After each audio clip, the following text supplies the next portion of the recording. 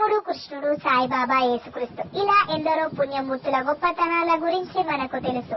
హిందూ మతానికి సంబంధించినంత వరకు రాముడు, కృష్ణుడు భగవత్ స్వరూపాలు. అంటే భగవంతుడు పుట్టించిన గొప్ప వ్యక్తులు. మనుషులు చేసే పాప కర్మలను తగిన కార్యముల చేత తొలగించడానికి పుట్టిన లోకనాయకులు. వీరిలో కృష్ణుడి గురించి తెలుసుకుంటే ఈయన జననం ఎలా జరిగిందో మనకు తెలిసిన విషయమే. మరి మరణం, దాని గురించి తెలుసుకోవాలంటే జనన రహస్యం తెలుసుకోవాల్సిందే.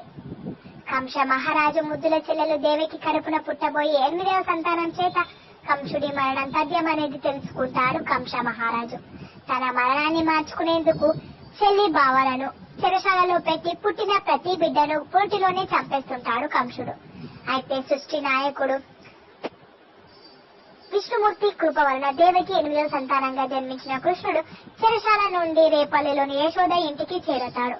యాదవుల కులంలో పెరిగిన ఈ నందుడు చిన్నతనమంతా గోవులను కాచుకుంటూ గోపికలతో చేరి అల్లరిగా పెరుగుతాడు.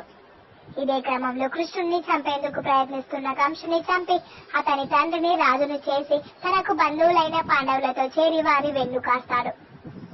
ఇదే క్రమంలో పాండవుల ధర్మపత్ని ద్రౌపదికి జరిగిన అవమానం కారణంగా కురుక్షేత్రం జరుగుతుంది. ఈ సమయంలో అర్జునుడికి రథసారథిగా మారి కృష్ణుడు పాండవుల చేత కౌరవులను అంతమొందిస్తాడు. ఇది చూసిన గాంధారీదేవి యాదవుల కులం నాశనం అయిపోవాలని శపిస్తుంది. కాలక్రమేణా యాదవులు వారు చేసిన చిలిపి తప్పిదాల కారణంగా జన్మించిన రోకలి చేత ప్రాణాలు కోల్పోతారు. కృష్ణుడికి బలంగా ఉండే బలరాముడు సైతం యోగం చేత తనువు చాలిస్తాడు. ఇదంతా చూసి నీరసపోయిన కృష్ణుడు తన అవతారాన్ని వదిలి నేరుగా స్వర్గానికి వెళ్లిపోతాడు. అందరికీ తెలిసిన కథ ఇదే. అయితే కొందరు పురాణ కథలు తెలుసుకున్న విషయాల ప్రకారం కృష్ణుడు స్వర్గానికి వెళ్ళలేదు.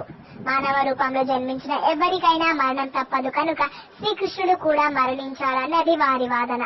ద్వారకలో ఏర్పడుతున్న మరణాలను చూసి నీరసపోయిన కృష్ణుడు ద్వారకను వదిలి అరణ్యాల వెంబడి నడుచుకుంటూ గోమతి నది వద్దకు చేరగా అక్కడ ఓ నిషాదుని బాణానికి ఎదురు వెళ్లడం చేత అది తగిలి గాయమై తన ప్రాణాలు విడిచాలన్నది కొందరి మాటగా వినిపిస్తుంది. ఆ తర్వాత ద్వారక కూడా తన రూపుని సముద్ర గర్భంలో కలుపుకున్నట్లు తెలుస్తుంది. కృష్ణుడు చనిపోయిన ప్రదేశం బలకతీర్థ్.